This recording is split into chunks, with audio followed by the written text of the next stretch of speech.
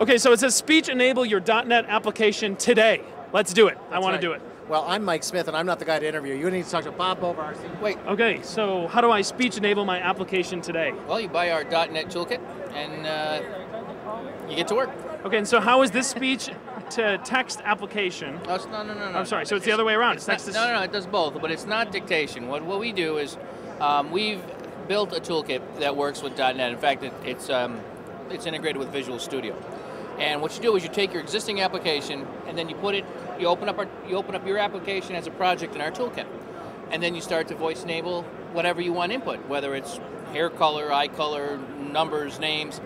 We've got the capability now in our application where if you have, for instance, if it's a nursing application and you've got dynamic lists, patients are coming in, going out, the toolkit automatically takes the new names and voice enables them on the fly as soon as the application puts in the new names. So you don't even have to do that. So everything that's dynamic is So there's no voice-enabled. training is what you're saying, or anything like that, right? It's not training, it's just that once you voice enable your application, once the speech is embedded into your application, okay, as it changes, and as new information comes into your database, it's automatically voice enabled on the client side. You don't have to do anything. Okay, so can you show us what it looks like? Absolutely.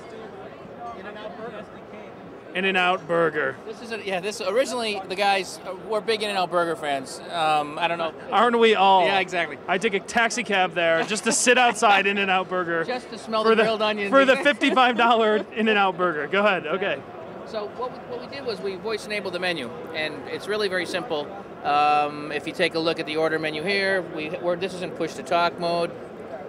1 cheeseburger with grilled onions. 2 hamburgers with ketchup and mustard.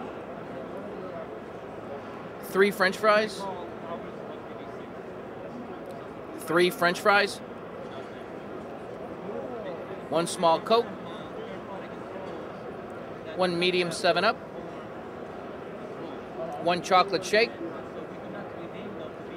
Pay now. Now if you listen, you'll hear it talking back to me.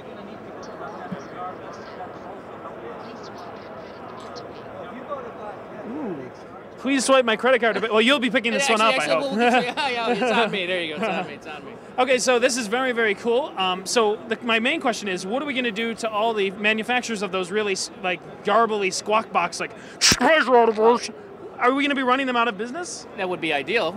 I think that one of the things we're trying to do is we're working with a lot of different companies in a lot of different vertical industries. Logistics and inventory management, public safety. We're featured in Law Enforcement Technology magazine. Anybody who wants to voice enable hands-free, for instance, that's officer safety. It's all about officer safety. Okay. And for instance, in the Department of Defense, it's all about eyes on target, so that your hands are free to do something else. If you're in logistics and inventory management, you want to be able to have updated part numbers and codes, you want to be able to barcode scan, you want to be able to listen, you want to be able to get everything done and use voice. It's much more effective, much more productive. The thing that's really interesting about voice, originally we always talked about you don't have to change your workflow. Right. When people actually start to understand the power of voice, they say, well, I can actually say something once and I can have it go in the form 7 times.